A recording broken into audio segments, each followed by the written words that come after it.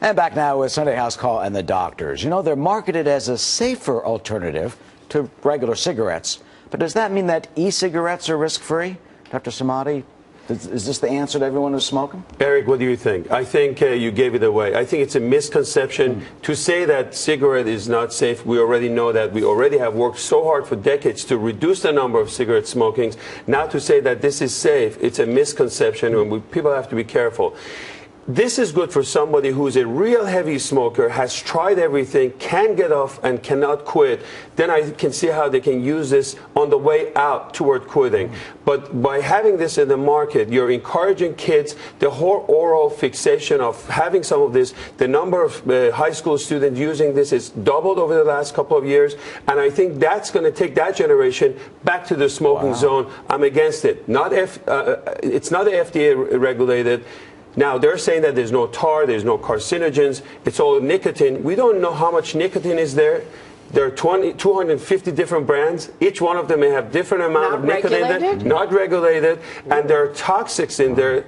I even heard about like few of them actually exploded because it's not made correctly. So I want you to be careful about this. We don't have long-term data of what nicotine and the amount of stuff that you're inhaling. Now, it's vapor. There are bars opening up. People are going in, and they have different types and different smell. I'm all against it. Everyone thinks it's completely okay. I don't think it's okay. I agree with David. It's a $1.7 billion industry. Dr. Frieden talked to me about this from the CDC, considers it a gateway drug. His point about 10% of high schoolers using it, that's double from a year ago. 80% of those high schoolers are also smoking cigarettes. That's the big problem. 12 states have tried to ban it in minors. They're getting it anyway. They're getting it from their parents. They're getting it on the street. I'll tell you one thing positive about it, having said all that. I'm very much against it because it isn't regulated.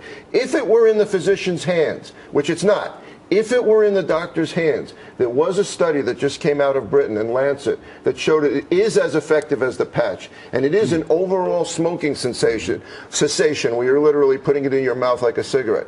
If it were in the doctor's hands, I occasionally will use it to help a heavy smoker quit. But it is completely out of control. Right now it's a gateway drug, and it's causing people to smoke because they get addicted to the nicotine. And the next thing you know, they're on cigarettes. Quickly, if you're smoking, how do you quit? Well, look, there are many behavioral changes that you can get into in order to quit. This is not the way to go. And I think even in the hands of doctors, this is not safe because you don't know what's in it. That's the big thing. FDA is not regulating it. Next thing you know what they're going to put in there? There's going to be a medical marijuana. And I said it last week. I'm not for this. It is safer than regular cigarettes because it has nicotine in it, which is terrible, addictive, doesn't have the tar. So what do you tell your patients how to quit? Well, I have different ways for different patients. Cold turkey is the best. Okay. Cold turkey is still okay. If you smoke, quit. Can I say smoking is not sexy?